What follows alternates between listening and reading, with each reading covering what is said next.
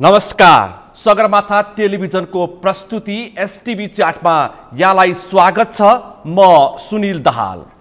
यतिखेर नारायणहिटी दरबार संग्रहालयदेखि पशुपति धर्मशाला लिज प्रकरण निकै चर्चामा छ।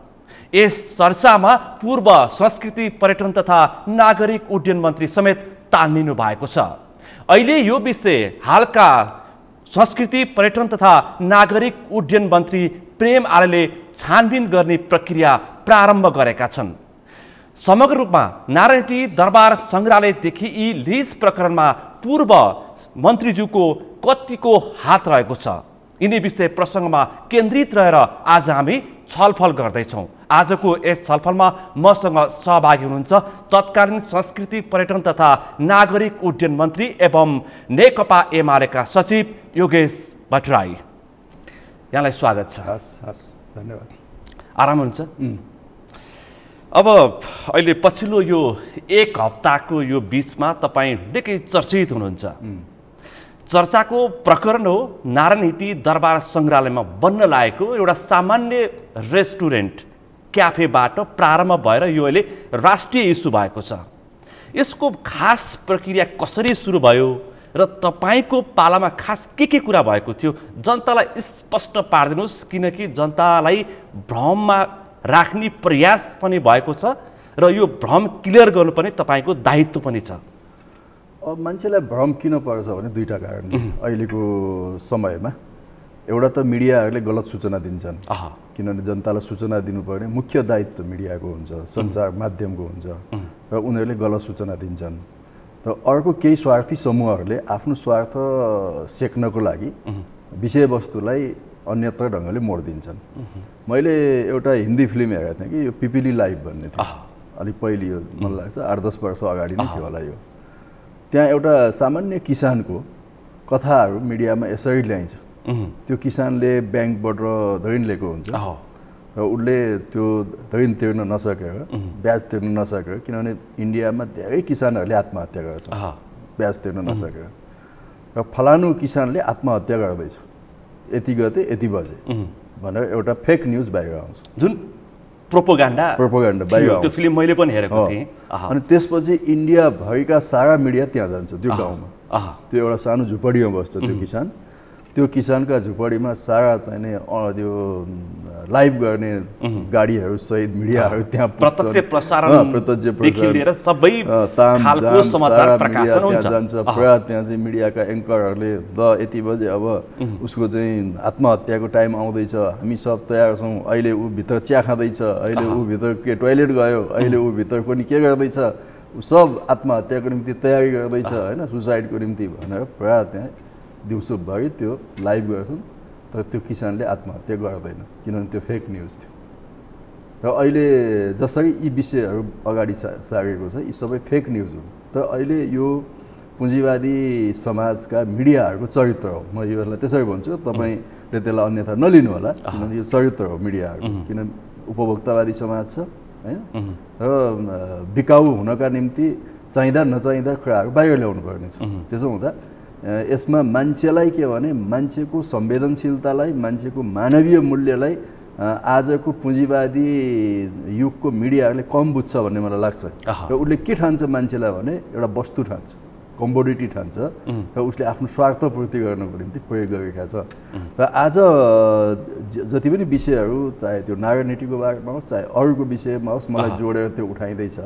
त्यही किसानको होइन एउटा आत्महत्याको कथा जस्तो।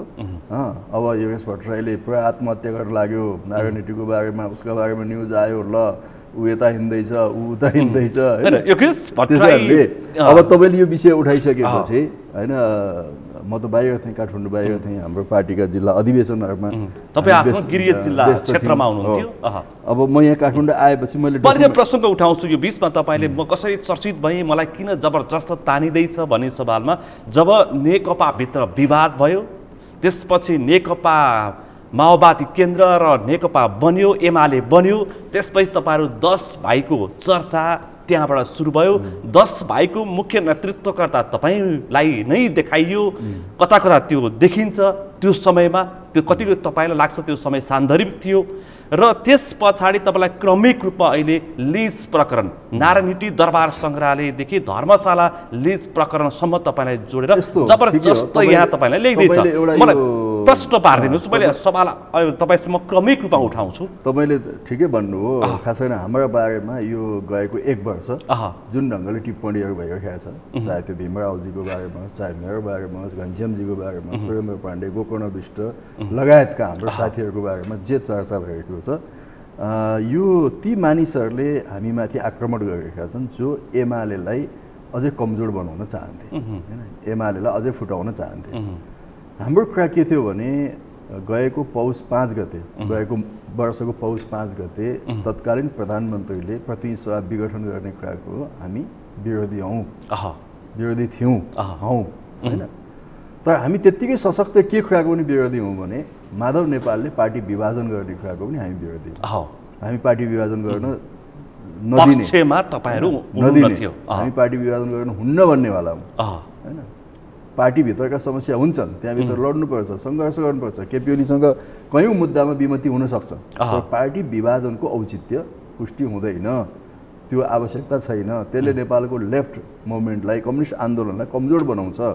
एमाले विभाजन हुनु अथवा चाहिँ माओवादी विभाजन हुनु, कुनै पनि पार्टी विभाजन हुनु भनेको त्यो धारलाई कमजोर बनाउनु। हामी त एकताको पक्षधर हौँ, त्यस कारणले हामीले माओवादी र एमालेको एकताको स्वागत गरेका हौँ, त्यसलाई टिकाउनुपर्छ भने हौँ। तर त्यसपछि तपाईँले देख्नुहुन्छ गएका वर्षहरूमा मिडियाको आम ट्रेन्ड के छ भने एमालेमाथिको आक्रमण छ। अब त्यो केपी ओलीलाई लक्षित गरेर पनि छ, हामीलाई लक्षित गरेर पनि छ, तर मूलतः एमालेमाथिको आक्रमण छ गएको वर्षहरूमा। मिडियाको होल ट्रेन्ड हेर्नुहुन्छ भने मेन स्ट्रिम मिडियाको, र त्यसको मतलब के भने यो देशमा एउटा लेफ्ट प्रोग्रेसिभ फोर्स जो नेसनलिस्ट छ, होइन, नेकपा एमाले नेसनलिस्ट हो, त्यसले नेसनलिस्ट शक्तिको, देशभक्तहरूको प्रतिनिधित्व गर्छ। त्यसो हुँदा यहाँ कतिपय विदेशी शक्तिहरूको चलखेललाई एमाले कमजोर बनाइदिन्छ। एमाले बलियो भने त्यो कमजोर हुन्छ। त्यसैले एकातिर विदेशी शक्तिहरूले आफ्नो सुड घुसार्नको निम्ति एमालेलाई कमजोर बनाउनु पर्नेछ, अर्कोतिर विदेशी शक्तिहरूसँग कुनै न कुनै हिसाबले सम्बन्ध भएका देशभित्रका राजनीतिक शक्तिहरूले नेकपा एमालेलाई कमजोर किन बनाउनु पर्नेछ भने राज्य सत्ताको टुप्पोमा एमालेलाई कमजोर नबनाइ पुगिँदैन, पुगिँदैन, प्रतिस्पर्धा हो, पुगिँदैन। त्यस कारणले एमालेलाई कमजोर हुन नदिने, एमाले अलिअलि कमजोर भयो तर अझै धेरै कमजोर हुन नदिने को हुन् त भन्दा हामी हौँ उनीहरूको नजरमा। त्यस कारणले उनीहरूले हामीलाई चाहिँदो नचाहिँदो कुरामा, होइन, विवादमा ल्याउनु, हामी मार्फतमा चाहिँ एमालेलाई कमजोर बनाउन खोज्नु, हामी मार्फतमा चाहिँ एमालेलाई एकताबद्ध बनाउनुपर्छ भन्ने शक्तिलाई कमजोर बनाउनु, एमालेबाट उनीहरूलाई विचलित गर्नु, एमालेबाट उनीहरूलाई निकाल्नु, यो एउटा मिसन हो। तपाईँले भट्टराईजी, यो म आउँछु त्यो प्रकरणमा, तपाईँले यो कोणबाट यसरी आफ्नो विचार राखिरहँदाखेरि मैले चाहिँ अर्को कोणबाट राख्छु। पछिल्लो समय जो अलिकति आशा भएका युवा नेतृत्वहरू छन्, मैले नेकपा एमाले भित्र मात्र होइन, नेपाली कङ्ग्रेसका युवा नेता गगन थापा स्वास्थ्य मन्त्री भएपछि पनि उहाँको पनि यस्तै खालको विवादित कुरा आयो, होइन, भ्रष्टाचारको कुरा मुछिएर आयो। त्यसपछि तपाईँ पनि मन्त्री भएपछि तपाईँ पनि जोडेर आउनुभयो।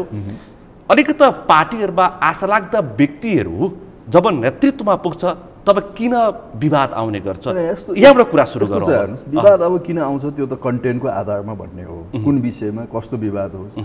एज ए होल सबैलाई एक ठाउँ राख्ने कुरा पनि भएन, होइन। मेरो निर्णयले अरू कसैलाई इफेक्ट गर्नु भएन, अरू कसैको निर्णयले मेरो निर्णयलाई मलाई इफेक्ट गर्नु भएन, होइन। अनि समग्र युवा नेतृत्वमाथि लाग्ने आरोप जुन जब नेतृत्वमा पुग्छ त्यसपछि यस्ता किसिमका विवाद उत्पन्न गरिन्छ, गराइन्छ, या हुने गर्छ, या भएको यसरी भएको छ। मानिसहरूले आफ्नो स्वार्थ पूर्ति गर्नको निम्ति राजनीतिक नेतृत्वलाई उपयोग गर्न खोज्छ, होइन।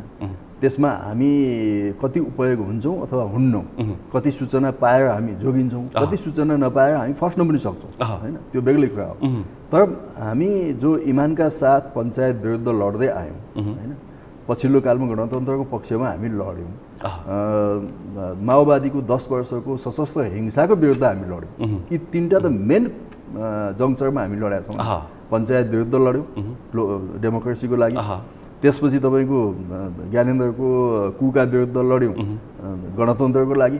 साथसाथै त्यही समयमा मुलुकमा हिंसाको आवश्यकता छैन, यो सशस्त्र बाटोबाट हुँदैन भन्ने कुरामा पनि हामी लड्यौँ र माओवादीलाई मेन स्ट्रिमिङ गर्ने कुरामा राजनीतिक वैचारिक ढङ्गले भूमिका खेल्यौँ। यी 3टा मेन इभेन्टमा हामी भाग लिएका राजनीतिक व्यक्तिहरू। अझै पनि तपाईँलाई प्रश्नसँग प्रश्न गरेँ कि समाजको प्रवृत्ति कतातर्फ उन्मुख हुँदैछ, त्यो त अघि राजनीतिक नेतृत्व आशा र अपेक्षा गरेको माथि किन प्रत्येक पार्टीका अलिकति केही आशा लागेका व्यक्तिहरूमाथि अथवा ती नेतृत्वमाथि चाहिँ किन समाज आक्रामक देखिन्छ भन्ने मेरो प्रश्न चाहिँ यो ठ्याक्कै। होइन, त्यो त अघि मैले तपाईँलाई सुरुमा भने नि पिपिली लाइफको किसान जस्तो पनि हुन्छ कतिपय, त्यो नहुन पनि सक्छ होइन। त्यसमा हामी तपाईँले नाम लिएका साथीहरू हामी जोगिने कुरा हो, हामी नफस्ने कुरा हो, हामी कोसिस गर्ने कुरा हो होइन। त्यसको मतलब के हो भने हामी मन्त्री हुँदा फसिँदो रहेछ, प्रधानमन्त्री हुँदा फसिँदो रहेछ भनेर मन्त्री र प्रधानमन्त्री नहुने सङ्कल्प त गरिँदैन नि पक्कै पनि। किनभने तपाईँले समाज बदल्नुहुन्छ भने त बदल्ने ठाउँमै जानु पर्यो। नेतृत्व आफैले बदल्ने ठाउँ भनेको के हो? पार्टीको प्रमुख नेता हुनु हो। बदल्ने ठाउँ के हो भने पार्टीको प्रमुख नेताको हैसियतले भोलि राज्यको पनि प्रमुख नेता हुने पक्कै पनि।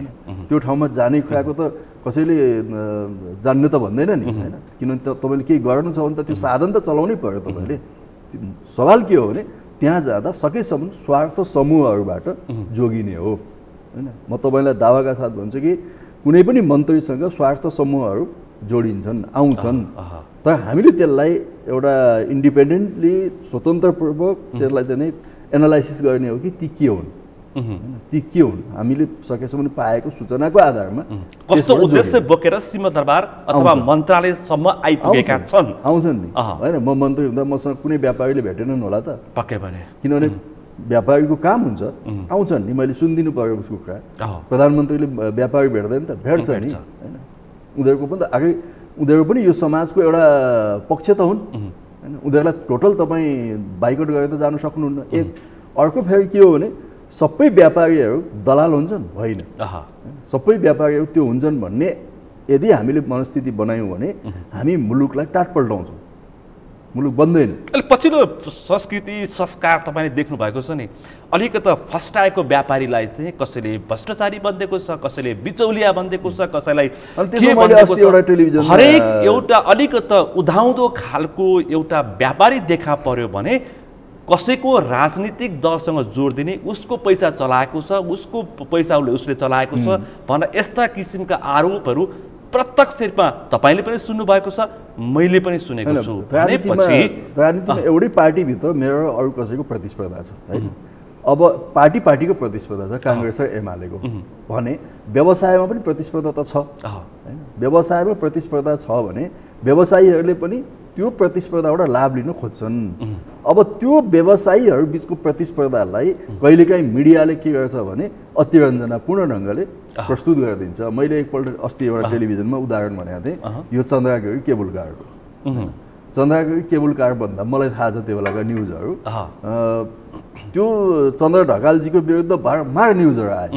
त्यहाँको वडा अध्यक्षको समाचार पनि राष्ट्रिय दैनिकमा प्रमुख समाचार बन्यो होइन। त्यसरी न्युजहरू आए, जङ्गल मास्यो, के मास्यो, खानीजन्य कुनै के गर्यो, लाइसेन्स लिएको छैन, के गर्यो। मलाई लाग्छ चन्द्र ढकालजी त्यो पिपिडी लाइफको किसान जस्तै आत्महत्याको मुडमा पनि पुग्नु होला है। जो व्यक्ति काठमाडौँ बागलुङदेखि काठमाडौँसम्म आइपुग्दाखेरि मोटरसाइकल चढेर आफ्नो उद्यम सुरु गरेको व्यक्ति हो चन्द्र ढकाल, उद्यम गर्न आएको मान्छे हो। पछि चन्द्र ढकालजीका न्युजहरू सामसुङ बन्द भए। मैले त सोधेको छैन उहाँलाई कसरी बन्द भयो होइन, लेख्नेलाई पनि सोधेको छैन, उहाँलाई पनि सोधेको छैन।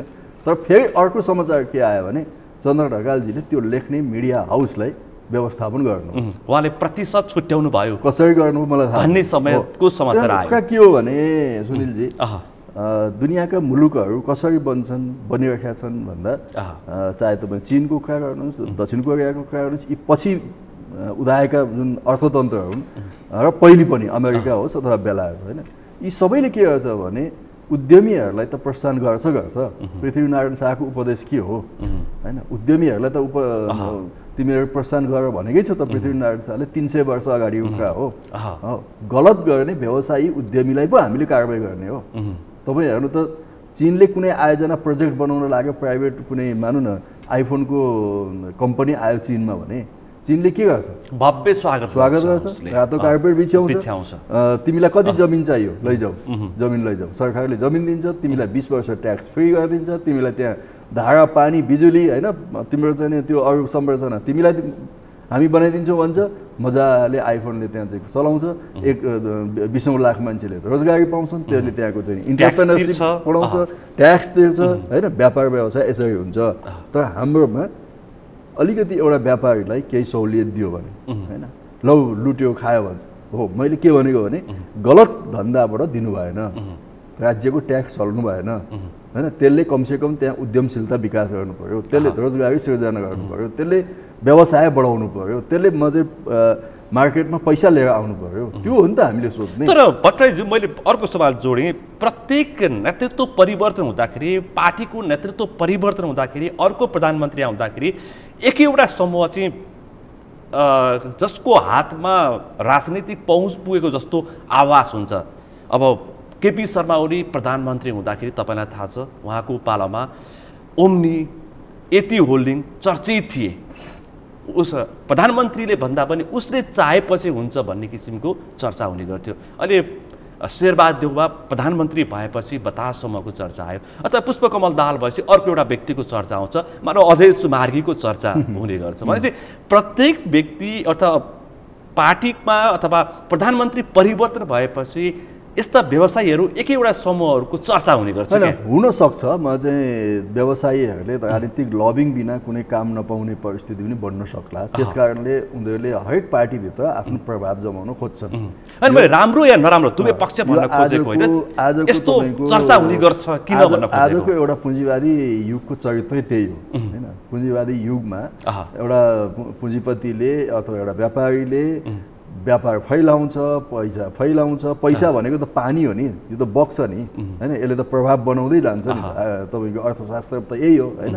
तर त्यो अगाडि बढ्दै जाँदाखेरि त्यसले राज्यका निकायमा प्रभाव पार्न खोज्छ, कानुनमा प्रभाव पार्न खोज्छ। जस्तो हाम्रो प्रतिनिधि सभामा व्यापारी सांसदहरू छन्, ती व्यापारी सांसदहरू जुन विषयमा उनीहरूको व्यापार छ त्यो विषयको समितिमा बसेर त्यहाँ नीति बनाउने कुरामा दबाब दिन्छ, प्रभाव पार्छन् होइन, पारिरहेका छन्। त्यो प्रयास बारम्बार भएको आइरहेछ। अब त्यहाँ पार्लियामेन्टमा त्यो प्रभाव परिरहेको छ भने राज्यका उपल्लो निकायमा प्रभाव परेको छैन भनेर म भन्दिनँ। तर फेरि पनि म भन्छु कि एउटा इमान्दार राजनीतिक कर्मीले मुख्य त्यो प्रवृत्ति के हो त्यसबाट हेर्नु पर्यो होइन। व्यापारी सबै डाका हुँदैनन्, म यो मान्दिनँ। व्यापारी भनेपछि यी डाका हुन्, चोर हुन्, यी बिचौलिया हुन्, कमिसनको मात्रै चलखेल गर्छन्। म मान्दिनँ। नेपालका अधिकांश व्यवसायीहरू उनीहरू सानो कुटीर उद्योगबाट विकास भएका हुन्। चाहे तपाईँ गोल्छाको कुरा गर्नुहोस्, चाहे तपाईँ दुगडको कुरा गर्नुहोस्, चाहे तपाईँ चौधरीको कुरा गर्नुहोस्, चाहे तपाईँ चन्द्र ढकालजीको कुरा गर्नुहोस्, चाहे तपाईँ बतासजीको कुरा गर्नुहोस्, यी सबै कुटीर उद्योगबाट आएका हुन् होइन। कुटीर उद्योगबाट आउँदा आउँदै आउँदै आउँदै उनीहरूले विकास गर्दै यहाँसम्म लगे भनेपछि नेपाललाई उनीहरूले त ठुलो गुण लगाए भन्छु कि मैले, ठुलो गुण लगाए होइन। गोल्छाजी चाहिँ हामीले पढ्यौँ नि, एउटा लोटा बोकेर आउनु हो होइन। त्यति बेलाको सरकारले उनलाई स्वागत गर्यो किनभने त्यो आवश्यक थियो नि त। उद्यमीहरू चाहिएको थियो नि त यहाँ त्यो समयको लागि व्यापार गर्ने व्यक्ति आवश्यक आज त म के भन्छु भने नेपाल सरकारले, राज्यले यस्ता व्यापारी पनि त बनाउनु पर्यो जो मल्टिनेसनल कम्पनीमा कम्पिट गर्न सक्छन् होइन। हाम्रो कुनै व्यापारीले होइन न्युयोर्कमा गएर 5 स्टार होटल खोल्नु पर्यो, त्यो त हाम्रो लागि गर्वको कुरा हो। तर त्यो व्यापारीलाई यस्तै यहाँ सिस्नु पानी हानिन्छ कि होइन, बिचरा त्यो चाहिँ न्युयोर्क जाने नसक्ने गरी पछालिन्छ, न्युयोर्क जाने सपना त्यसले यहाँ आत्महत्या गर्ला भन्ने डर हुन्छ हो।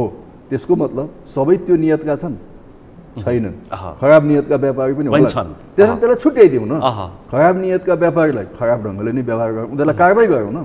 ट्याक्स छलीमा कारबाही गर्नुहोस्, राज्यसँग कानुन छ नि त्यसबाट कारबाही गर्नुहोस् न होइन। कारबाहीका संयन्त्रहरू त राज्यसँग छ नि, उसले चाह्यो भने जतिखेर नै छानबिन गर्न सक्छ, कारबाहीको दायरामा ल्याउन सक्छ, त्यसमा कुनै दुई मत छैन। तर त्यसको मतलब के हो भने राज्यले कुनै पनि मान्छेमाथि एक्सन लिँदा विधिको शासन फलो गर्नुपर्छ। कानुनलाई हातमा लिन सडकमा पनि पाइँदैन, सरकारमा पनि पाइँदैन। गृहमन्त्री हुँ भन्दैमा अथवा कोही मन्त्री हुँ भन्दैमा, प्रधानमन्त्री हुँ भन्दैमा आदेशका भरमा कसैलाई कारबाही हुँदैन। विधिको शासन हुन्छ डेमोक्रेसीमा, लोकतन्त्रमा विधिको शासन हुन्छ। त्यो विधिको शासनको माध्यमबाट यदि उसले गल्ती गरेको छ भने उसका प्रमाणहरू जुटाउनुपर्छ, उसलाई चाहिँ सफाई दिने मौका दिनुपर्छ, उसलाई अदालतमा पेश गर्नुपर्छ, त्यहाँबाट हो कारबाही गर्ने। खैर, अब तपाईँ माथि लागेको यो 2077 साउनमा लागेको जुन नारायण हिटी दरबार सङ्ग्रहालयको टेन्डर प्रक्रियाबाट अब तपाईँको अलिकति चर्चाको विषय सुरु गर्छु। ठिक छ, म तपाईँलाई यो बताउँछु हैन। अलिकति हामी यो कुनै ठुलो कुरा त होइन, तर तपाईँ मिडियामा ल्याएपछि मैले भन्दा पनि चर्चामा आएपछि यसलाई आम नागरिकको चासोको विषय भइसकेपछि तपाईँ जस्तो एउटा नेतृत्वले स्पष्ट पार्नुपर्छ। बताउनु राम्रै हुन्छ, म बताउँछु। यो नारायण हिटी दरबार सङ्ग्रहालयलाई सङ्ग्रहालयको रूपमा रूपान्तरण गर्ने गणतन्त्रको घोषणापछि हो हैन। 65 सालको जेठ 15 गते तत्कालीन प्रधानमन्त्री माधव कुमार नेपालको त्यति बेला उहाँ गिरिजाबाबु नै प्रधानमन्त्री हुनुहुन्थ्यो गणतन्त्र घोषणाको बेलामा हैन। त्यसपछि त नारायण हिटीबाट ज्ञानेन्द्र शाहले निस्केर हिँडेपछि त्यो सङ्ग्रहालयको रूपमा विकास गर्ने भन्ने सरकारको निर्णय हो। त्यो गिरिजाबाबुकै पालामा भएको निर्णय हो। त्यसपछि प्रचण्डजी आउनुभयो, त्यो निर्णय कन्टिन्युसै छ। अनि त्यसपछि माधव नेपाल प्रधानमन्त्री आउनुभयो, त्यो बेला को सरकारले त्यहाँ एउटा चमेना गृह बनाउने भन्ने कन्सेप्ट अगाडि बढाएछ र सरकारी बजेटमा त्यसको लागि पैसा छुट्यायो। जम्मा दुई लट गरेर ठेक्का भएको छ त्यो बेला। यो 66 सालको ठेक्का भएको चाहिँ तपाईँको 66 सालको चैत 1 गते एउटा ठेक्का भएको छ। 67 सालको 9 भने चाहिँ पौष 24 गते अर्को ठेक्का भएको छ हैन। यी दुवै ठेक्का हेर्दाखेरि झन्डै 52-53 लाख जतिको टेन्डर देखिन्छ। जम्मा 52-53 लाखको भवन निर्माणको लागि। मलाई लाग्छ चमेना गृह अथवा क्यान्टिनको लागि त्यो भवन निर्माण गरिएको उद्देश्य त्यति नै हो। त्यसको त्यति नै हो।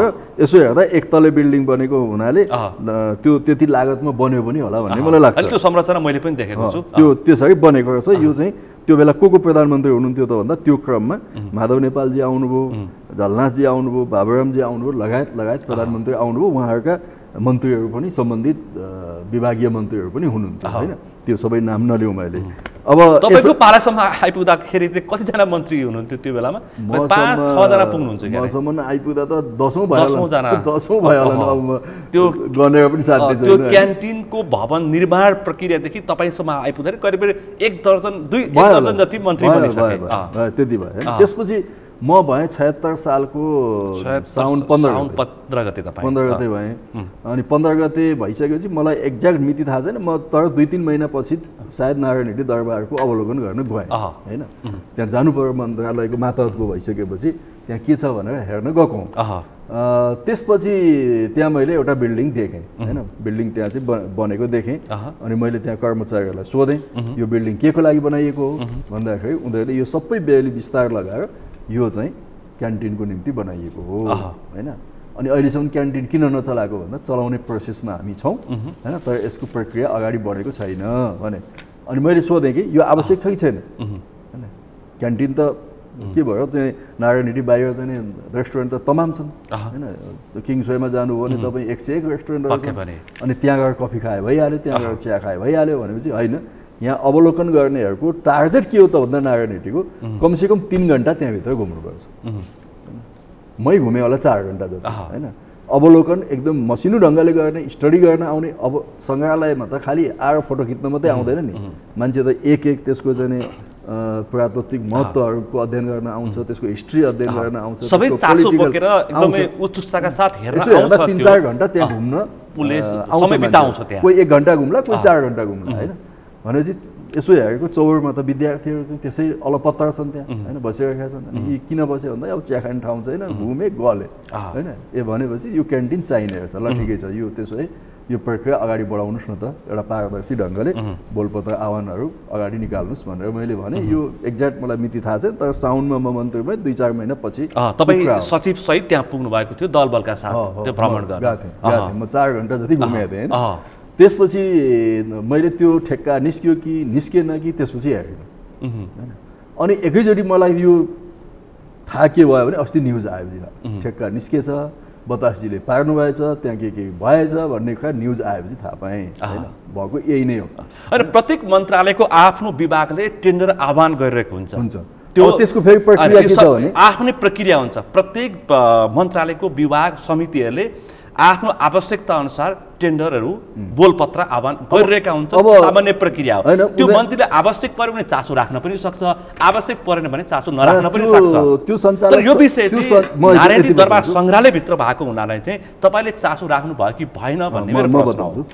त्यो सञ्चालक समितिमा सचिव अध्यक्ष हुन्छ हैन त्यसपछि तपाईँ पुरातत्व विभागको डिजी पनि त्यसको सदस्य हुन्छ अर्थ मन्त्रालय र गृह मन्त्रालयको सहसचिव त्यसको सदस्य हुन्छ र कार्यकारी एकजना हुन्छ सदस्य सचिव हैन यसरी समिति छ र यो समितिलाई मैले ल यो काम गर्नुहोस् भने कार्यकारी निर्देशक र सचिवजीलाई पनि मैले भने कि यो प्रक्रिया बढाउनुहोस् न त भने मैले किन बढाउनुहोस् भने त भन्दा त्यो बिल्डिङलाई चमेना गृहको रूपमा सञ्चालन गर्नको हो अब त्यो सञ्चालक समितिले निर्णय गरिसकेपछि हामीले यो खालको निर्णय गऱ्यौँ भनेर मलाई जानकारी गराउनु पर्थ्यो जानकारी गराएन हैन र त्यसपछि त्यो भयो कि भएन मैले त्यति चासो पनि किन लिन भने त्यो बेला हाम्रो पार्टीभित्र एकदमै ठुलो विवाद थियो पार्टी आफै फुट्ने स्थितिमा गइसकेको थियो हामी त्यतातिर ज्यादा बिजी थियौँ त्यसले त मैले अब यस्ता कतिपय कुराहरू ध्यान दिन पनि पाइनँ त्यो सत्य कुरा हो हैन अब आज यति विवाद भइसकेपछि त मैले त्यो हेर्नुपर्ने रहेछ भन्ने मलाई लाग्यो नि लाग्यो त्यो बेग्लै कुरा हो तर त्यो बेला मैले त्यति ध्यान दिन फलोअप पनि गरिनँ आफ्नो ढङ्गले भइराखेको होला भन्ने मैले ठाने हैन र मैले यसो पछि हेरेँ उहाँहरूको टेन्डरको सबै नोटिसहरू निर्णयहरू हेर्दाखेरि निर्णयहरू त्यति गलत मैले देख्दिनँ हैन सामान्य प्रक्रियामा हेर्दाखेरि जुन तपाईले टेन्डरको आह्वान भएको छ त्यो गलत देखिदैन किनभने तपाईले जुन साउन 26 गते कुरा गर्नु 77 साउन 26 गते टेन्डर निस्केको त्यो टेन्डर निस्किँदा नै के भनिएको छ भने हैन क्याफेटेरिया सञ्चालनको लागि भएको बिल्डिङलाई क्याफेटेरियाको रूपमा सञ्चालनको त्यही 6 आना बिल्डिङमा नै क्यान्टिन र कफी सप सञ्चालन गर्ने भनिएको छ यो टेन्डर 6 गते यो साउनको 26 गते मागेको छ हैन त्यसपछि तपाईको कसैले पनि नहालेपछि फेरि बढाएर कति असोजतिर प्रयास गर्छ 35 दिनको म्याद थपेर अनि उनीहरूले फेरि के गरेको छ भने यहाँ सुन्नु है त्यो समितिले के गरेको छ भने मूल्य निर्धारणको निम्ति एउटा कमिटी बनाएको छ हैन त्यो कमिटी बनाउने सामान्यतया त्यो चलनै हो आवश्यक पर्छ कमिटी चाहिँ 4 जनाको बनाएको रहेछ हैन पर्यटन मन्त्रालयको चाहिँ उपसचिव त्यसपछि उपसचिव नारायण रेड्डी दरबार सङ्ग्रहालयको इन्जिनियर अनि लेखाको सबै प्रतिनिधि राखेर कमिटी बनाएर त्यसको मूल्य कसरी निर्धारण गर्ने त भाडा दर त निर्धारण गर्ने भनेर उहाँहरूले गर्नुभएको छ प्रक्रियागत हिसाबले मैले यसमा गल्ती देख्दिनँ हैन प्रक्रियागत हिसाबले गल्ती अब म अर्को प्रश्न तपाईलाई राख्छु अब यहाँ मान्छेले भने नि जस्तो चाहिँ एकदम सस्तोमा भाडा लाग्यो के गर्यो भने अहिलेको सबैको मुखमा झुन्डिएको कौडीको मूल्यमा बतासलाई सुम्पियो 10 रोपनी यस्ता विवाद तपाईको गोकर्णमा पनि आउँछन् हेर्नुस् यस्ता विवाद तपाईँ सगरमाथाको पशुपति धर्मशालामा पनि आयो लमजुङ संग्रहालयमा पनि आयो गण्डकी संग्रहालयमा पनि आयो पाटन संग्रहालयमा पनि आयो हैन त्यो अर्को व्यापारीले नपाएपछि पनि यस्ता विषयहरू बाहिर आउँछन् अब मुख्य कुरा के हो तपाईलाई सोधेको म तपाईलाई बताउँछु नारायण हिटी दरबार सङ्ग्रहालयमा कति भाडा लगाउनु पर्छ भन्ने मलाई थाहा छैन म त्यसको विज्ञ पनि होइन हैन मैले जसलाई विज्ञताको रूपमा सुम्पेको उनीहरूले नै गर्ने हो मैले गर्ने होइन त्यसमा अब यदि त्यो सस्तोमा छ भने त्यसलाई रिभ्यू गर्नु पर्यो ठिक छ रिभ्यू गर्ने अर्को कमिटी बनाउने तर म तपाईलाई भन्न चाहन्छु कि यदि सस्तो भाडा दरमा थियो त्यो भने हैन उसले कति 2 लाख 2.5 लाख 20,000 कति तिर्ने भन्ने कबल गरेको छ 2 लाखको ठाउँमा 10 लाख तिरोस् 5 लाख तिरोस् 20 लाख लियोस् सरकारले केही फरक परेन यदि त्यो भाडा दर सस्तो हो भन्ने हामीले मान्छौँ भने किन थुप्रै फर्महरू त्यहाँ प्रतिस्पर्धामा गएनन् त सबैलाई त कमाउनु छ कमाउन किन गएनन् यदि त्यो सस्तो थियो भने त हैन त्यहाँ त बतास गए पनि अर्को कुनै समूह गए पनि स्वयंसेवा गरेर मान्छेलाई सित्तै खाना दिन जाने त होइन त्यसले त्यो कमाउनै जाने हो कमाउँदाखेरि त्यसले राज्यलाई तिर्नु पर्यो भाडा तिरेर जति बचत हुन्छ त्यो उसको कमाइ हो त्यो भाडा तिरेर बचत हुन्छ भन्ने एउटा व्यवसायीले क्याल्कुलेसन त गर्छ नि गर्छ भने तमाम व्यवसायीहरू किन त्यहाँ प्रतिस्पर्धामा भाग लिन गएनन् त यसमा त्यो एउटा पार्ट हो मैले डिफेन्स केही छैन भट्टराईजीले एउटा सवाल के राखेको भन्दाखेरि तपाईँ लाई थाहा छ तपाईँ पनि दरबारमार्गका ती रेस्टुरेन्टहरूमा गएर खानुहुन्छ त्यहाँको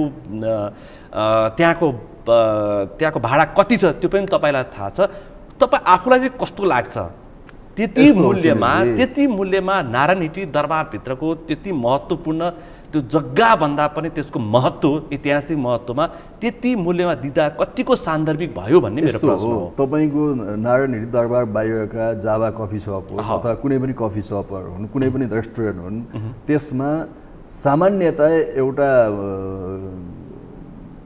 कफीको अथवा केहीको कति मूल्य हो भन्ने कुरा कसले निर्धारण गर्छ मलाई बताउनु त त्यो व्यापारी आफैले एउटा निर्णय गर्ने हो चलन चल्तीको हिसाबले हैन यति कफी मूल्य म राख्छु भनेर उसले आफ्नो मेन्यु आफै बनाउँछ बाहिरको कुरा भित्रको कुरा सरकारी ठेक्कामा पाएको भवनमा त्यो पनि सरकारी भवनभित्र ठेक्का पाएको छ भने त्यहाँ उसको मूल्य निर्धारण उसले गर्न पाउँदैन त्यहाँ मूल्य निर्धारण कसले गर्छ कमिटी बस्छ बाहिर 300 कफी पर्छ भने एटलिस्ट त्यहाँ 200 मा पाउला त्यो सरकारी मूल्यमा उसले पाउनु पर्छ हैन जस्तै अनुसार बिक्री वितरण यही पनि भन्नु न तपाई त्रिभुवन इन्टरनेशनल एयरपोर्टमा कफी कति महँगो छ किनभने त्यहाँ भाडा महँगो तिर्छ उसले कफी महँगो धेर पर पनि जानु पर्दैन सिंहदरबार भित्र सञ्चार मन्त्रालय अगाडिको क्यान्टिन र अहिले यहाँ बाहिर अनाम नगरको क्यान्टिनको आकाश पातालको फरक छ रेटमा किनभने अनाम सिंहदरबार भित्रको क्यान्टिन त्यो सरकारको भवनमा छ सरकारी सेवा सुविधा पाउँछ सस्तो छ भाडा सस्तो छ पानी बिजुली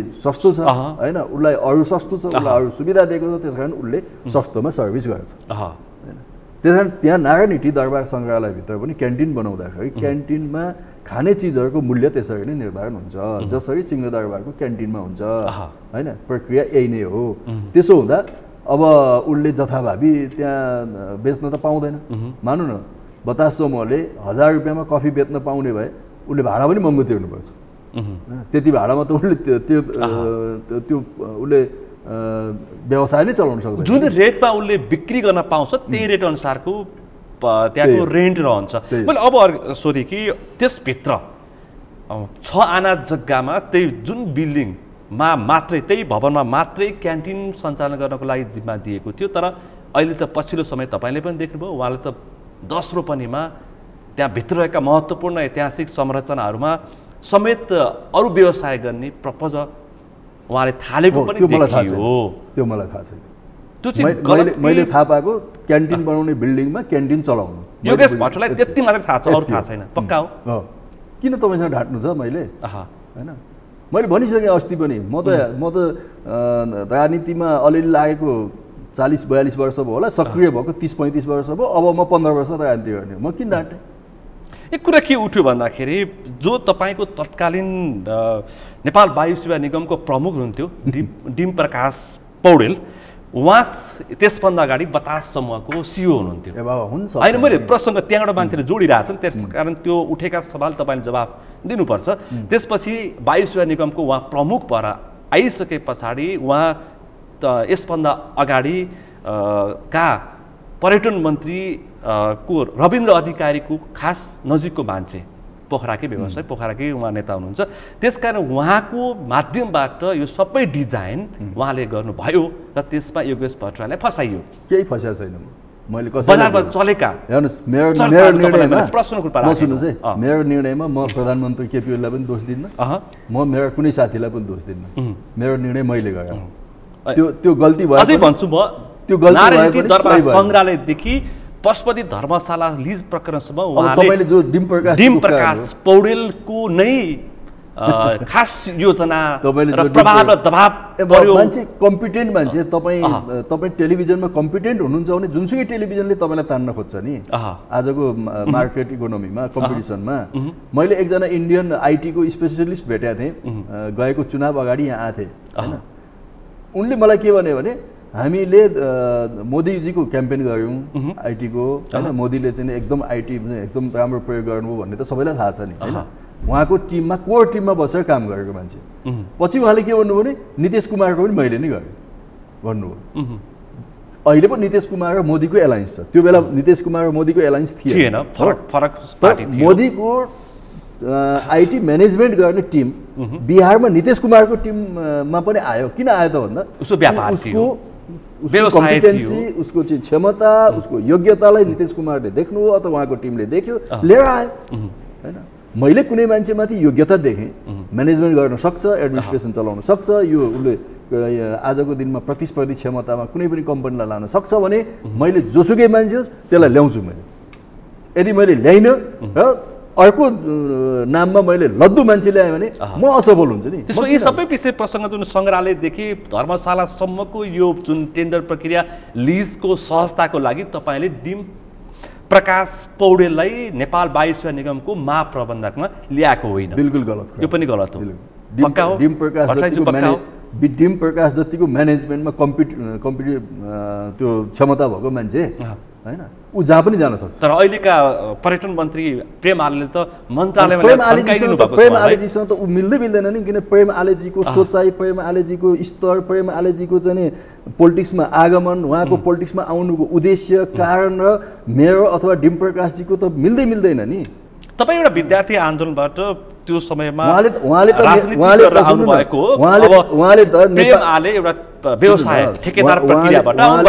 त नेपालीमा मास्टर गरेको मान्छेलाई म्यानेजमेन्टको चिफ बनाउनुहुन्छ नि। नेपालीमा मास्टर गरेको मान्छेलाई म्यानेजमेन्ट व्यवस्थापनको प्रमुख बनाउनुहुन्छ नि उहाँ त। मैले त चार्टर एकाउन्टेन्ट खोज्छु, मैले त पब्लिक एडमिनिस्ट्रेसनमा मास्टर गरेको खोज्छु। त्यसमै विषयगत क्षमता तपाईले खोज्नुहुन्छ, विषयगत क्षमताको नेतृत्व खोज्ने उहाँसँग क्षमता छैन। मैले म्यानेजमेन्टमा क्षमता राख्ने अनुभवी मान्छे खोज्छु मैले, किनभने मलाई देश बनाउनु छ नि। ती मान्छे मार्फत मलाई देश बनाउनु छ, म बन्नु छैन नि। आफू बन्नको निम्ति आफ्नो एसमेन खोजिन्छ, देश बनाउनका निम्ति प्रतिस्पर्धी मान्छे खोजिन्छ। म प्रतिस्पर्धी मान्छे खोज्छु।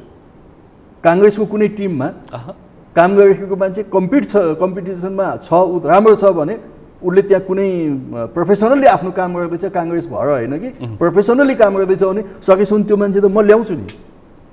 भोलि मेरो टिममा कोही छ भने अर्को लान खोज्छ नि। व्यक्ति स्वार्थ होइन कि मुलुकको स्वार्थ। अब यही विषयमा आज हिजोदेखि अर्को एउटा चर्चा सुरु भयो कि योगेश भट्टराईको पालामा चाहिँ नारायणी दरबार सङ्ग्रहालयभित्र रहेको लमजुङ कक्ष, जहाँ तत्कालीन राजाले विदेशी पाहुनाहरूलाई चाहिँ रात्रि भोज दिन्थे, योगेश भट्टले त्यहाँ नै व्यवसाय प्रारम्भ गर्न सकिन्छ भनेर छलफल प्रारम्भ गरेको थियो भनेर हिजोदेखि फेरि अर्को चर्चा त्यो के हो? त्यो उडन्ते खुवासँग नजानुहोस्, त्यसको कुनै सम्बन्धै छैन। लमजुङ कक्षमा जुन यो आज आएको न्युज होइन, यो त त्यही बेला आएको न्युज थियो। हिजोदेखि फेरि यसलाई के भने हिजोदेखि फेरि चर्चामा ल्याउन थालिएको त्यही बेला आएको न्युज थियो, यति समूहलाई दिने भयो भनेर। त्यो बेला त्यो चर्चा थियो। अहिले मैले भनेको लमजुङ त्यो कक्ष जति बेला राजाले विदेशीहरू अथवा आफ्नो रात्रि भोज गर्थे, त्यसलाई चाहिँ नि यति समूहलाई दिएर त्यहाँ चाहिँ व्यवसाय गर्ने भनेर त त्यही बेला आएको न्युज हो नि। आज आएको हो होइन, आजदेखि हिजोदेखि फेरि यसलाई चर्चामा ल्याउन थालिएको छ। ल्याउने नि यस्तै त हो नि, पिपिडी लाइभ त्यही फिल्मको कुरा गर्दैछु नि मैले भन्न खोजेको। भट्टराईजी तपाईँले यो विषयमा पनि त्यो बेलामा केही भएको छैन, व्यावसायिक रूपमा यो पाहुना घरलाई पनि अथवा यो रात्रि भोज कक्षलाई पनि उपयोग गर्ने व्यावसायिक रूपमा तपाईँ प्रश्न सोध्नेलाई म सोध्दैछु, तपाईँले यो प्रश्न हटबाट गर्दै हुनुहुन्छ कि दिमागबाट गर्दै हुनुहुन्छ मसँग? मैले तपाईको हटबाट मैले खास चर्चामा भएको किन भनेको छु, आम समाजमा देखेको चर्चा छ, त्यही प्रश्नहरुमा तपाईमा ठीक छ। तपाईले हटबाट गर्दै हुनुहुन्छ नि, म जवाफ दिन्छु। तपाईले दिमागबाट गर्दै हुनुहुन्छ भने त्यसमा मलाई प्रश्न छैन। तपाईले हटबाट गर्दै हुनुहुन्छ मसँग, मलाई विश्वास नलाएर प्रश्न गरेको ल। योगेश भट्टराईले यसो गर्छ भन्ने मलाई विश्वास नलागेर यसलाई स्पष्ट के हो भन्ने मैले सोधेको। दिमागबाट गर्नुभयो, दिमागबाट गरेको प्रश्नमा किन इन्टरटेन गर्ने? हटबाट गर्नुभयो भने म त्यसमा पस्नुला। र ती सबै बकम फुसेको कुरा हुन्थ्यो। यसमा सत्यता छैन। सत्यता के, त्यसमा कुनै त्यो तुकै छैन नि त्यो। त्यस विषयमा मैले खण्डनै गर्नु पर्दैन, त्यो कुनै हुने कुरा पनि होइन, त्यो मैले सोचेको कुरा पनि होइन, गर्ने कुरा पनि होइन। अनि धर्मशालाको जुन छ त्यसलाई लिजमा चाहिँ दिएको छ, त्यो पनि असुहाउँदो, त्यो पहिले हो, त्यो पनि तपाईको पालामा भएको थियो होइन? मेरो पालामा हैन। तपाईँ त्यो बेला तपाईको पालामा नभए पनि त्यस विषयमा तपाईँलाई कुनै चासो भएन? एउटा धर्मशाला एउटा विदेशीले बनाइदिएको पाहुनाको लागि यति महँगोमा के अरे त्यसमा यति महँगोमा त्यहाँ चाहिँ व्यवसाय भइरहेको भन्ने तपाईँ मिडियाको साथीहरूलाई म एउटा कुरा बताउँछु। टेलिभिजन क्यामेरा लिएर तपाईँले दिउँसो समाचार लिन जानु होला। गौशाला धर्मशाला छ त्यहाँ एउटा, होइन? जमानादेखिको त्यहाँ गाई पालिन्छ, त्यहाँ कुनै व्यवसायीले त्यो ठेक्का लिएको छ, त्यसले पशुपतिलाई राम्ररी पैसा पनि तिर्दैन र त्यो एकदमै फोहोर छ, त्यो चाहिँ सफासुग्घर छैन, त्यहाँ मान्छे राम्रोसितले बस्न पाउँदैनन्, त्यहाँ चाहिँ नै आफ्नो व्यक्तिगत धन्दा चलाइरहेको छ कुनै व्यवसायीले, हो? त्यसको न्युज आउँदैन तपाईँहरूको टेलिभिजनमा अथवा कुनै पनि मिडियामा, त्यसको न्युज आउँदैन र त्यसले राज्यलाई तिर्नु पर्ने तिरेको पनि छैन। मैले त्यो हटाऊ भने त्यो पशुपति भित्रै छ, त्यो पशुपतिको बाहिरपट्टि छ नि गौशाला, जहाँ गौशाला उकालो बाटो यो ज्ञानेश्वरबाट जाँदाखेरि उकालो उकालो ठाउँमा छ नि त गौशाला होइन, त्यहाँभित्र गाई पालेको छ, अनेक गरेको छ, धन्दा गरेको छ। मैले त्यो हटाऊ भने गौशाला चोकमा चोकमा र मिडियामा के आयो भने ल मन्त्रीले गाई नै लखेट्ने भयो भनेर हिन्दू धर्मवालाहरू त्यहाँ करायो होइन। मैले गाई लखेट भने होइन, मैले भने यसले भाडा तिरेको छैन होइन, यो स्ट्यान्डर्ड पनि भएन, यसलाई राम्रो बनाऊ, बरु पुनः टेन्डर गरेर अर्कोलाई देऊ होइन, कसले पाउने हो त्यसलाई देऊ भनेर मैले भने। जहाँ राज्यको सम्पत्तिको दोहन भएको छ, जथाभावी भएको छ, त्यस विषयमा मिडिया बोल्दैन। जहाँ राज्यलाई म चाहिँ भाडा तिरेर म चाहिँ नै व्यवसाय चलाएको छ होइन, पशुपतिलाई चाहिँ नि वार्षिक 2 करोड कति तिर्छ, त्यसमाथि चाहिँ न्युज भएको छ। त्यो चाहिँ सरकारले आफैले चलाएको भए हुन्थ्यो नि भन्ने प्रश्न पनि चलाउनु हुँदैन। मलाई भन्नुहुन्छ नि चलाउनु हुँदैन। किन? सरकारले धर्मशाला चलाउने, सरकारले होटल चलाउँदै हिँड्ने होइन होइन, पशुपति क्षेत्र विकास कोष छ, त्यस मार्फत चलाउन सक्छ। मार्फतै हो नि त त्यो, कुनै निजी क्षेत्र नदिए। दुनियाँका जहाँसुकै यस्तो हुन्छ, यहाँ मात्रै किन कुरा गर्नुहुन्छ? दुनियाँका ठुल्ठुला धार्मिक संस्थाहरूमा यसरी नै लिज पर्चेजबाट व्यवसायहरू चलेका छन्, नचलेका होइन। अर्को एक, अब हामी किन त्यसो गर्छौँ भने हामीसँग त्यो क्षमता राख्ने मेन पावर पनि छैन गभर्मेन्टसँग होइन। त्यो मेरो दोष होइन, मेरो पनि दोष होला, तर मेरो दोष होइन। क्षमता हुनेहरू त्यो पावर सेन्टरसम्म नपुगेर पनि हो कि होइन, हामीसँग त्यो खालको क्वालिटी मेन पावर छैन के होइन, भएर क्षमता भएर गुणस्तरीय मेन पावर तपाईँ अर्को के छ भने हामी समाजवादीहरू हामीसँग एउटा तितो अनुभव के छ भने सोभियत सङ्घको विघटन होइन, सार्वजनिक सम्पत्तिहरूमाथि कसरी राज्यबाट दुरुपयोग भयो होइन, राज्यले सबै सेवा सुविधा दिनुपर्छ भन्ने नाममा सार्वजनिक सम्पत्तिमाथि कसरी राज्यका केही निश्चित मान्छेहरूले दोहन गरे, त्यसको प्रतिफल सोभियत सङ्घ ढल्यो होइन, एउटा कारण। त्यस कारणले त्यो प्रवृत्ति नेपालमा पनि छ, त्यो प्रवृत्ति अमेरिकामा पनि छ, त्यो प्रवृत्ति अन्यत्र पनि छ। त्यस कारणले राज्यका सम्पत्तिहरूबाट त राज्यले आर्जन गर्नु पर्यो नि त होइन। त्यो आर्जन गरेको कुरालाई कहाँ लागू गर्नु पर्यो त भन्दा अशक्त समुदायमाथि लागू गर्नु पर्यो, गरिबहरूमाथि लागू गर्नु पर्यो, शिक्षामाथि लागू गर्नु पर्यो, स्वास्थ्यमा लागू गर्नु पर्यो, बेसिक कुरामा लागू गर्नु पर्यो नि। तपाईँ म एउटा भन्छु, तपाईँले शिक्षामा अनुदान दिने हो कि नेपाल एयरलाइन्सलाई अनुदान दिने, मलाई बताउनुहोस् त। शिक्षामा युनिभर्सिटी खोल्ने हो कि नेपाल एयरलाइन्सको 55 अरब ऋण पुगेको छ अहिले होइन, त्यो 55 अरब ऋणलाई चाहिँ नि तपाईँको राइटअप गर्ने हो कि शिक्षामा दिने हो, युनिभर्सिटी खोल्ने हो? आम नागरिकलाई आवश्यकता शिक्षा हो, शिक्षालाई दिने हो। त्यसकारण मैले के भने नेपाल एयरलाइन्सलाई कम्पनी मोडलमा लैजाऊ, पब्लिक कम्पनीमा लैजाऊ। चर्को विरोध भयो स्पष्ट, अहिले अब यो नेपाल वायुसेवा निगम नै सिद्ध्याउने भयो भन्ने। म मन्त्री भएको बेला नै पहिलो पटक नेपाल वायुसेवा निगमको सम्पत्ति कति हो भन्ने डिडिए गरेको हुँ। मैले कमिटी बनाएर डिडिए गर्न लागेको, यसको सम्पत्ति कति छ त होइन भनेर। यसभन्दा अघि भएका थिएनन्। त्यो त बाहिर हल्ला हो, यति सम्पत्ति छ उति सम्पत्ति छ भने हल्ला हो।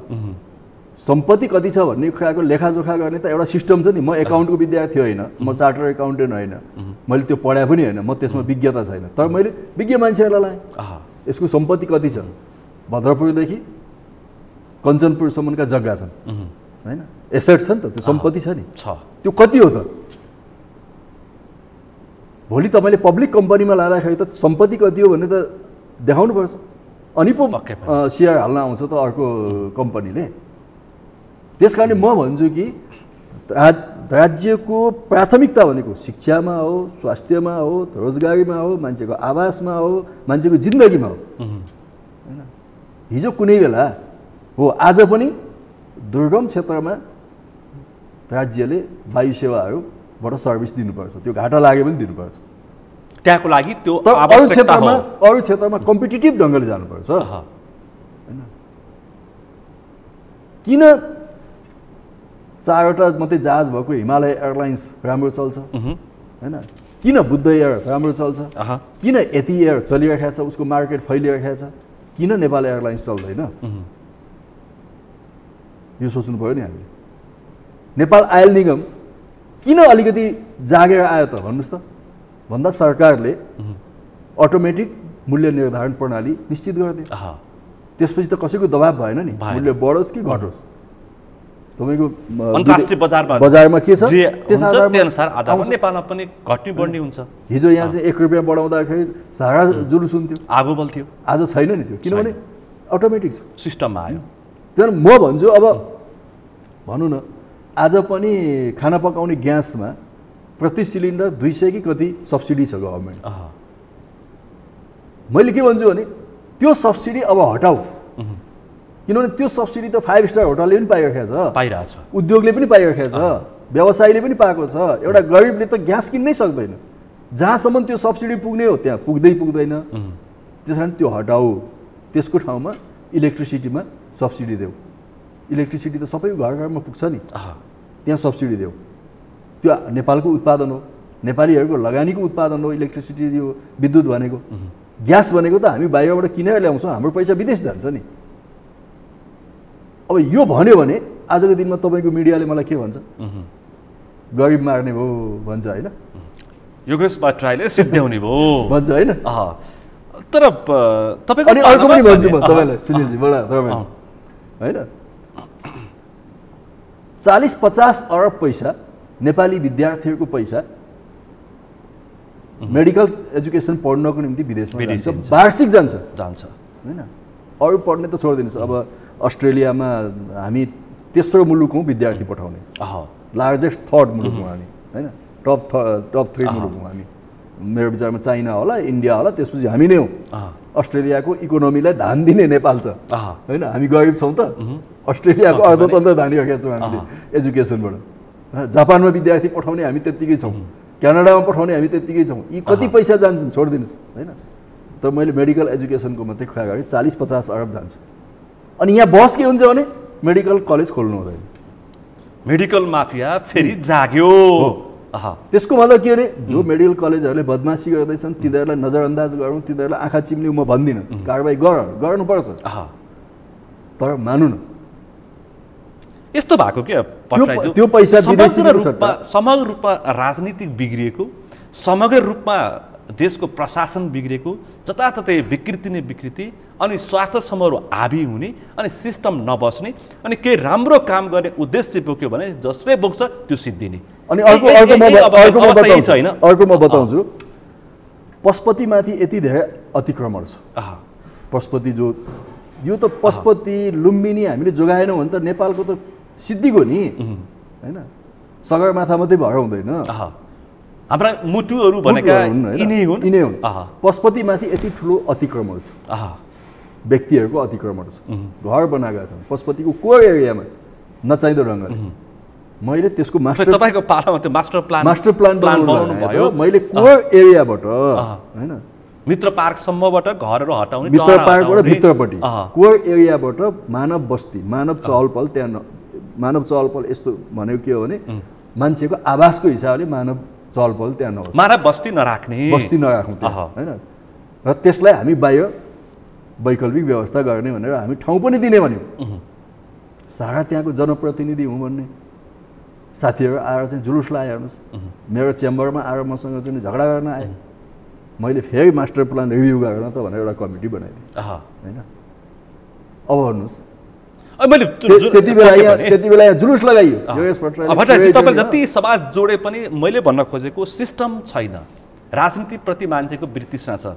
राजनीतिक नेतृत्व मान्छेले अहिले अस्ति एकजना नेताले भन्नुभयो चोर आयो भन्छन् गाउँतिर सम्म। मैले यो सबैको एउटा खास कारण त राजनीतिक नेतृत्वको विकृति, मान्छेप्रति वृत्तिता, नेपालको प्रशासनिक संरचनाको भ्रष्टीकरण, यी सबैको उपज हो नि त। त्यसलाई शुद्धिकरण गर्ने काम त तपाईँहरूको हो, कमजोरी त्यहाँ हो नि त। मतलब सबै राजनीतिज्ञहरू भ्रष्ट छन् प्रतिशतमा हेरौँ न त। मैले मिडियामाथि आरोप लगाएको छु, सबै मिडिया खराब हो भनेर लाग्छु होइन, जो छ प्रतिशत हाबी छ नि त। नेपाली समाज नकारात्मकता बढी छ कि सकारात्मकता? आज नकारात्मकता बढी छ, सकारात्मकता बढी छ नेपाली समाजमा। तपाईँलाई म बताउँछु, हाम्रो जस्तो समाज जहाँ 85% हिन्दू जनसङ्ख्या भएको मुलुक हो त अरू 15% विभिन्न मैले अझै पनि मैले भट्टराईजीलाई भने अहिलेको यो राजनीतिक जुन प्रकृतिको छ र हाम्रो ब्युरोक्रेट्स अथवा यो हाम्रो प्रशासन क्षेत्र कर्मचारी संयन्त्र जस्तो छ यसको आधारमा यसरी चल्ने हो भने त जनताले यति धेरै असन्तुष्टि किन व्यक्त गर्थे त हेर्नुस् म तपाईँ एउटा आम तपाईँ ताप्लेजुङदेखि काठमाडौँसम्म घुमफिर गर्नुहुन्छ कञ्चनपुर पुग्नुहुन्छ आम नागरिकको तपाईँ घर आँगनमा पुग्नुहुन्छ कहीँ तपाईँले सन्तुष्टि देख्नु भएको छ म बताउँछु तपाईँलाई हाम्रो देशमा एकदम इमान्दार देशभक्त र जनपक्षीय कर्मचारीहरू पनि छन् ती त कर्मचारी स्किपमा छन् कहाँ छन् थाहा छैन तपाईँको कतिपय निर्णयहरू राजनीतिक नेतृत्वले गलत निर्णय गर्न खोज्दा कर्मचारीले बचाएको छ यो गर्नु हुँदैन हजुर तर गलत गर्ने कर्मचारी बढी भएको हाबी भएको देखिन्छ त्यहाँ सबै कर्मचारीलाई भ्रष्ट कर्मचारी सबै व्यापारीलाई भ्रष्ट व्यापारी सबै राजनीतिज्ञलाई दलाल देख्ने यो प्रवृत्ति गलत हो समाजमा सबै खालको छ नभएको होइन हैन दलाल मान्छेहरू पनि राजनीतिमा छिरेका छन् हैन कांग्रेसमा छिरेका छन् एमालेमा छन् माओवादीमा छन् ठुला दलमा छन् थोर बहुत सबैमा हुन्छ सबैमा छन् थोर बहुत तर मैले भन्न खोजेँ तपाईँ यो अहिलेको संरचनाबाट कतिको सन्तुष्ट हुनुहुन्छ भट्टराईजीले भनेको मैले के देख्छु भने जनताले चित्त बुझाएका छन् हाम्रो संरचना त्यो तहको खराब संरचना छैन खोइ भनेको त केही पनि हुँदैन किन विकासका आयोजनाहरू समयमा पुरा हुँदैनन् त्यो त दुनियामा जहाँ पनि हुन्छ हैन नहुने हैन हामी छिमेकी मुलुक भारत र चीनहरू भारतमाला भन्ने आयोजना जुन बृहत आयोजना मोदी आएपछि अहिले कार्यान्वयनमा कहाँ पुगेको छ नेपालको त खोइ एउटा बल्ल बल्ल फास्ट ट्र्याक गतिमा गएको छ अलि त लाइक प्रोजेक्ट हैन नेपालमा पनि ठुला प्रोजेक्टहरू द्रुत गतिमा बनिरहेका छन् नबनेका होइन हैन अति कतिपय हाम्रो कोरोनाको कारणले कतिपय कारणले हाम्रो भौगोलिक बनोटको कारणले हाम्रो मौसमी प्रतिकूलताको कारणले पनि कतिपय आयोजनाहरू पछाडि धकेलिँदै जाँदाखेरि समस्या आएको हो नत्र भने तपाईँले हेर्नुहोस् मध्य पहाडी हाइवे भन्नुहोस् अथवा मदन भण्डारी हाइवे भन्नुहोस् तपाईँको उत्तर दक्षिण लोकमार्ग जुन केपी ओलीको पालामा हामीले 9वटा उत्तर दक्षिण लोकमार्गको कुरा गऱ्यौँ त्यसको काम एकदमै तीव्र गतिमा भएको छ तपाईँ तमर करिडोरको कुरा गर्नुहोस् कोशी करिडोरको कुरा गर्नुहोस् उता कालीगण्डकी करिडोरको कुरा गर्नुहोस् हैन यी काम भएका छन् नभएका होइन हैन ठुला प्रोजेक्टहरू नबनेका होइन भइरहेका छन् तर समस्याहरू पनि नभएका होइन समस्याहरू पनि छन् त्यसलाई समाधान गर्दै नै हामी अगाडि बढ्ने हो अब अन्तिममा छु यो सवाल उठाउँछु अहिले हालका पर्यटन मन्त्री प्रेम आलेले यी सबै तपाईँको पालामा भएका विषयहरूलाई चाहिँ क्रमिक रूपमा छानबिन गर्छु भनेर यो उद्घोष गर्नुभएको छ उहाँले नारायणी दरबार सङ्ग्रहालयको छानबिनको त समिति गठन गरिसक्नु भएको छ अब कोभिडको बेलामा जुन चार्टर उडानमा पनि उहाँले छानबिन गर्छु भनेर भनिसक्नु भएको छ जहाँ तपाईँले हिमालय एयरलाइन्सलाई माया गर्नुभयो नेपालको राष्ट्रिय ध्वजावाहक नेपाल एयरलाइन्सलाई तपाईँले सौतिनी व्यवहार गर्नुभयो डाटाबाट ल्याउनु नि डाटाले पो बताउँछ त हैन आलेले बोल्छ कि अर्को कसले बोल्छ मलाई मतलब छैन डाटाले बोल्नुपर्छ त्यो यहाँ नेपाल एयरलाइन्सले 65वटा उडान भरेको र त्यस समयमा हिमालय एयरलाइन्सले भने 231वटा उडान भरेको त्यो डाटामा ल्याउनु पर्यो मलाई सबै थाहा छैन एक दिन म तपाईँलाई यो चाहिँ बताउँछु एक दिन कुनै एउटा नेसनल दिल्लीमा एउटा न्युज निस्किएको थियो मलाई जोडेर यही कुराहरू आएको थियो र त्यो दिन मैले त्रिभुवन अन्तर्राष्ट्रिय विमानस्थलबाट डाटा लिएँ बा कहीँ त्यस्तो भइरहेको छ कि भनेर डाटा लिएँ डाटा लिँदाखेरि 110 फ्लाइट नेपाल एयरलाइन्सको थियो 65-70 फ्लाइट हिमालय एयरलाइन्सको थियो मैले त्यो म्यासेज आज पनि मेरो मोबाइलमा छ त्यो म्यासेज मैले न्युज लेख्ने पत्रकारलाई पठाइदिएँ आजको डाटा यो भेरिफाई गर्नुहोस् तपाईँको न्युज फेक छ गलत छ भने तर त्यो साथीले त्यो न्युज सच्याएर त तपाईँ नै मन्त्री भएको बेलाको डाटा मैले आज त्यो गुगलबाट सर्च गरेर ल्याएको हुँ फेरि होइन त्यो हेरौँला होइन कहिलेदेखिको हो केदेखिको हो त्यो हेर्नु पर्ला हेरौँला कसरी त्यस्तो भयो होइन कसले दियो त्यो हेरौँला नि होइन अब आलेजीले सक्नुहुन्छ भने सबै बजार नेपाल एयरलाइन्सले कब्जा गरेको नि त आम नागरिकको अपेक्षा त्यो छ जम्मा 4वटा फ्लाइट छ प्लेन छन् 2टा वाइड बडी छ 2टा न्यारो बडी छ ती कहिले टेक्निकल हुन्छन् कहिले सिङ्गापुरमा चेकअप गर्न जान्छन् कहिले कहाँ इन्डोनेसियामा चेकअप गर्न जान्छन् होइन अनि त्यो अवस्थाको नेपाल एयरलाइन्ससँग होइन आजका आधुनिक नेपाल एयरलाइन्सको तुलना गरेर मैले अघि भन्दैछु नि होइन नेपाल एयरलाइन्समा 3000 कर्मचारी छन्। बुद्ध एयरसँग मेरो विचारमा 1500 भन्दा मुनि छ। हिमालय एयरलाइन्ससँग 1500 1000 पनि छैन हैन। हामी कहाँ पैसा खर्च गरेका छौँ? तपाईको पालामा चाहिँ यो तपाईलाई सबै समस्याको जरो र जड थाहा हुँदा हुँदै पनि 165 जना किन तपाईले त्यो जरो निको पार्नको लागि दबाई खोज्नु भएन के? सुनिलजी 165 जना नेपाल एयरलाइन्सका करारका कर्मचारीलाई हटाऊ भने मैले हैन। ती अनगिन्ती मन्त्रीहरू हुँदा नियुक्ति भएका थिए। ती मन्त्रीको नाम म अहिले लिन उनीहरूसँग किन? त्यो त नेपालको रोग नि हो हैन। नेपाल एयरलाइन्समा कर्मचारी नियुक्ति नगर्ने जम्मा 2 जना मन्त्री थियौँ। एकजना रविन्द्र अधिकारी हुनुहुन्थ्यो, एकजना म थिएँ। मैले हटाऊ भने 165 कार्यकर्ता नियुक्ति नगर्ने 165 जना। किनभने तलबै दिन सक्दैन। तलब दिन अर्थ मन्त्रालयसँग पैसा माग्न जानु पर्यो। व्यवसायलाई अनुदान खोज्ने संस्था हो नेपाल वायुसेवा निगम। 165 जना मैले हटाएको। हटाऊ भने हो मैले। अब त्यो ढङ्गले कुनै पनि व्यावसायिक कम्पनी चल्छ? यो पेथितिको अन्त्यको लागि तपाईको प्रयास के हो भन्ने प्रश्न उठ्छ फेरि। हो मैले हटाएँ नि। मैले हटाएँ, मैले डिडिए गराएँ, मैले चाहिँ नचल्ने प्लेनहरू के छन् तिनीहरूको बन्दोबस्त गरेर भने नयाँ प्लेन ल्याउनको निम्ति पब्लिक कम्पनीमा लगेर पब्लिक सेयरहरू इस्यु गरेर भने मैले प्राइभेट कम्पनी बनाउने भने होइन नि मैले पब्लिक कम्पनी बनाऊँ। नेपाल भनौँ न नेपाल आयल निगमसँग पैसा पर्याप्त छ भने नेपाल एयरलाइन्सको सेयर किन्नु पर्यो उसले। विद्युत प्राधिकरणसँग पैसा छ भने त्यसले सेयर किन्नु पर्यो। सञ्चय कोषसँग पैसा छ उसले सेयर किन्नु पर्यो। लगानी मात्रै होइन, ऋण मात्रै होइन। 10% ब्याज तिर्छ त्यस्तो कुनै कम्पनी हुन्छ? जबकि आजको मार्केटमा 1% त्योभन्दा तल्लो प्रतिशतमा ऋण पाइन्छ ब्याङ्कहरूबाट। नेपाल एयरलाइन्सले 10% ब्याज तिर्दै थियो सञ्चय कोष र नागरिक लगानी कोषलाई, जसले आफूले कमाएर फाइदा लिनु पर्ने वर्षमा तपाईको 5 अरब त ब्याज तिर्नुपर्छ त्यो कम्पनीले। अनि 5 अरब ब्याज तिर्नको निम्ति तपाईँ राज्यबाट पैसा दिने कि हैन कमाउने? 5 अरब पैसा तपाईँ युनिभर्सिटी खोल्ने? म त आज पनि भन्छु युनिभर्सिटी खोल्ने। एयरलाइन्सलाई त बरु पब्लिक कम्पिटिसनमा लैजाउन के फरक पर्यो? आज नयाँ नयाँ बिजनेस गर्ने एयरलाइन्सहरू आउँछन् हैन, उनीहरूलाई के इन्सेन्टिभ दिने हो दिउँ, ठिक छ। हैन नेपालको राष्ट्रिय ध्वजाभागलाई पनि त बन्द गर्ने अवस्था। बन्द गर्ने होइन, मैले भने नेपालको झण्डा बन्द गर्ने होइन, फहराएर विदेशी बन्द गर्ने होइन, शानका साथ चलाउने। बन्द गर्ने होइन, शानका साथ चलाउने, मागी खाने होइन, गरी खाने हैन। दिनदिनै अर्थमन्त्री कहाँमा गएर हजुर पैसा दिनुहोस् कर्मचारीले त्यो किसिमको व्यवस्थापनको अन्त्य चाहिँ तपाईँको पालामा मात्रै होइन कि हामीले थाहा पाउँदाखेरि नि मैले ल्याएको एमडीलाई काम गर्ने दिएको भए उसले गर्थ्यो। पक्का हो? पक्का हो। काम गर्नै दिएन हैन। आरोपमाथि आरोप, मन्त्रीले सपोर्ट गरेन, मन्त्रीले सपोर्ट गरेन, सचिवले सपोर्ट गरेन, प्रधानमन्त्रीले सपोर्ट नगरेपछि एउटा एमडीले गर्छ? उसको योजनामा त फुल फ्लेज सपोर्ट गर्नु पर्यो नि यदि ठिक छ भने। उहाँले बोल्यो कि बोल्यो? यदि त्यो नेपाल एयरलाइन्स नसुधार्ने हो भने पैसा देऊ, ठिक छ। जनार्दनजी हुनुहुन्छ अर्थमन्त्री, दिनुहोस् न पैसा दिनुहोस्। 50 अरब हिँड्छ, दिनुहोस् 50 अरब। अन्तिममा छु म, यो अहिले हालकै चर्चा छ सबैतिर, यो उहाँले कारबाही प्रक्रिया सुरु गर्नुभएको छ। यदि यस्तो किसिमको देख्यो भने तपाईँ कटकरा नउभिन तयार हुनुहुन्छ?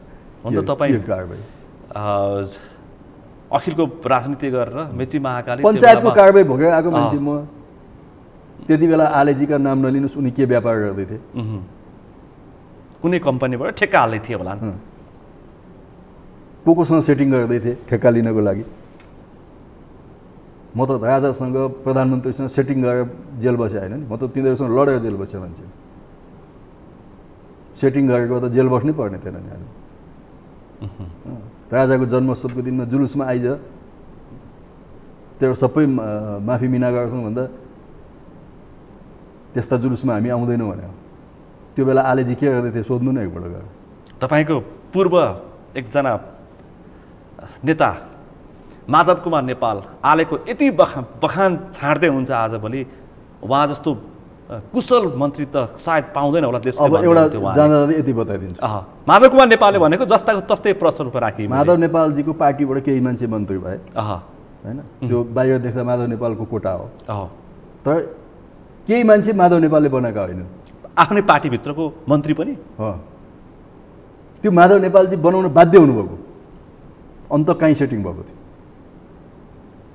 किसान श्रेष्ठ प्रेम आले लगायत माधव नेपालजीलाई 20% सांसदहरूको सङ्ख्या पुर्याउनका निम्ति यी मान्छेहरूले सेटिङ गरेका थिए बुढा नीलकण्ठमा सेटिङ गरेका थिए चर्चामा त्यो सेटिङ गर्दा यी मान्छेहरूलाई मन्त्री बनाउने त्यही नै कन्फर्म भएको थियो प्रेम आलेले 8 वटा सांसद माधव नेपालजीलाई भोलिपल्ट बिहान मात्रै थाहा थियो प्रेम आलेले प्रश्नै भन्नुभएको थियो त्यही बेलामा मसँग 8 जना सांसद छन् मन्त्री 3टा चाहिन्छ मलाई अनि त्यस्ता मान्छेसँग मसँग के बहस गर्नुहुन्छ मान्छेको दलाली गर्ने भयो नि त त्यो हैन मेन पावर व्यवसायीले त बाहिर मान्छे काममा पठाउँछ यी त यही मान्छे बेचबिखन गर्नेहरू सांसद बेचबिखन गर्नेहरूसँग मसँग के तुलना गर्नुहुन्छ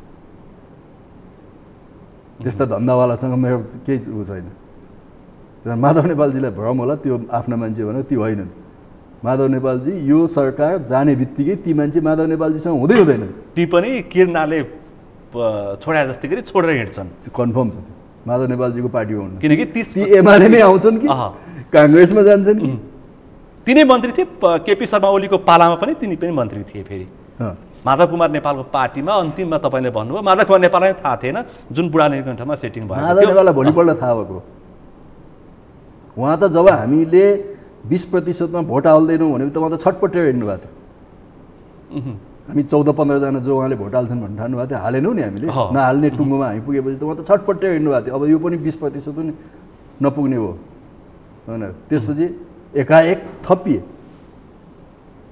एकाएक 8 जना थपिए कहाँबाट थपिए तिनीहरू देउवा निवास बुढा नीलकण्ठमा मिटिङ कहाँबाट थपिए होइन त्यो माधवजीलाई त्यो तपाईँलाई थाहा छ हामी सबैलाई थाहा छ त्यहाँ मिटिङ बसेकै हो त्यहाँ प्रश्न उनले प्रस्ताव राखेकै हुन् समाचारमा आएकै विषय हो कहाँ लुकाउने ठाउँमै छैन तपाईँले चाहिँ माधव कुमार नेपाललाई चिन्नु भएको छैन यत्रो वर्ष सङ्गत गरेर पनि प्रेम आलेलाई महान ठान्ने माधव नेपाल अहिले योगेश भट्टराई चाहिँ ठान्दै नठान्ने एकदम राम्ररी चिनेको छु माधव कमरेडको खर्च वर्ष कहाँबाट चलेको छ भन्ने पनि थाहा छ मलाई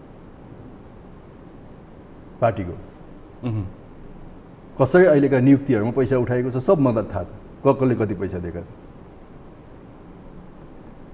विषय अहिले पैसा बिना माधव कुमार नेपालको मन्त्रालयमा नियुक्ति हुँदैन त्यही होइन हुँदैन त म कसरी भन्नु हुन सक्दैन पैसाको लेनदेनबाट नियुक्ति भएको मैले थाहा छ मलाई थाहा छ आवश्यक पर्यो भने तपाईँ खुलाउन सक्नुहुन्छ कुनै एउटा होटलमा विवाद छ होइन कुनै एउटा होटलमा विवाद छ आयत रिजेन्सी कुनै होटल नाम नलिउ त्यो होटलको बोर्ड बैठकमा होटलको एउटा जिम्मेवार मान्छेले के भनिरहेको छ भने मन्त्रीले 20-25 करोड मागिरहनु भएको छ भन्छ बिचरा 20-25 लाख भए त म दिन्थेँ 20-25 करोड कहाँबाट दिने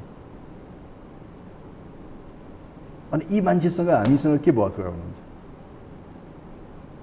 त्यति पतित भइसक्यो हो माधव कुमार नेपालको राजनीति माधव नेपालको कुरा गरेर छैन नि होइन मैले प्रवृत्ति त सुरु भएछ नि त भने नि त माधव कमरेडको पार्टीको सम्पूर्ण खर्च वर्च कसले बिहोरेका छ यिनै स्वार्थ समूहहरूले यिनै समूहहरूले हेलिकप्टरमा दौडिरहनु भएको छ कहाँबाट आउँछ त त्यो पैसा हिजो पार्टी फुटेको उहाँसँग अहिले लेबी पनि छैन सबै लेबी त हिजो एमालेसँग छ होइन उहाँसँग अर्को सदस्यता सुरु छैन बल्ल सदस्यता उहाँले अपडेट गर्दै हुनुहुन्छ होला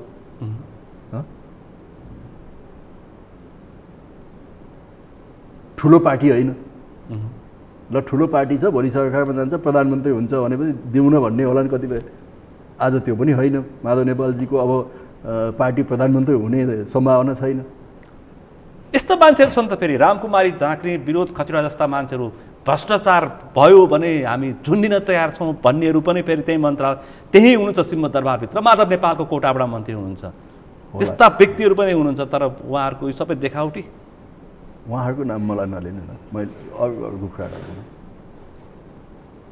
अनि मैले त समग्र प्रवृत्तिको सबैमाथि मैले दोष लागेको छैन त्यो त प्याकेजमै डिलिङ हुन्छ होला नि त्यसो भएदेखि त किनकि पार्टी चलाउनु पर्यो भोलि आम निर्वाचन आउँदैछ आम निर्वाचनलाई खर्च जुटाउनु पर्यो यति चाहिँ भन्छु पछिल्ला नियुक्तिहरूमा लेनदेन भइरहेको छ कन्फर्म हो त्यसो भए यी सबै बाहिर चाहिँ जनतालाई भन्ने कुरा हुन् तपाईँ हाम्रो कसलाई बुझायो भन्ने पनि मलाई थाहा छ भनिदिनुहोस् न त खुलाइदिउँ आज ल म टाइम दिन्छु तपाईँलाई समय दिन्छु जनताको चासोको विषय छ माधव कुमार नेपालको मन्त्रालयमा कसरी सेटिङ हुन्छ, माधव कुमार नेपालका मन्त्रीहरूले जुन जुन मन्त्रालयमा नेतृत्व गरेका छन् उनीहरूको नियुक्ति कसरी गर्छन्, कति पैसा लिन्छन्, कति ओदा अनुसार त्यसको कार्यक्षमता, त्यसको ओजन अनुसार मान्छेलाई कर्मचारीलाई अथवा कुनै मान्छेलाई व्यापारीलाई कार्यकक्षमा बोलाएर कसरी हप्की दप्की गरेर पैसाको बार्गेनिङ गरिन्छ भइरहेछ अहिले। यिनले ठानेका होला नि त्यहाँ त्यो मन्त्रालयमा सबै उनका मात्रै मान्छे छन्, कर्मचारी हुन् जसका पनि हुन्छन्, सूचना आइहाल्छ नि।